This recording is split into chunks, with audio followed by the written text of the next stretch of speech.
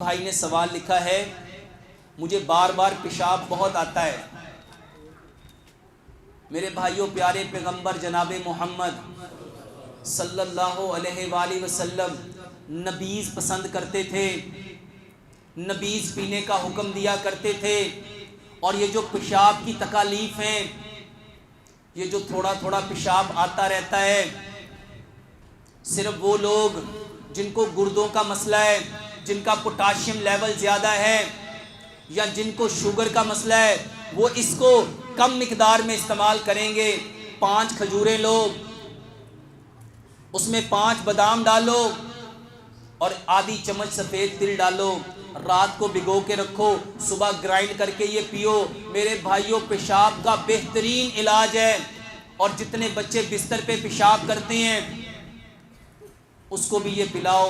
मेरे भाइयों, इसका बेहतरीन इलाज है।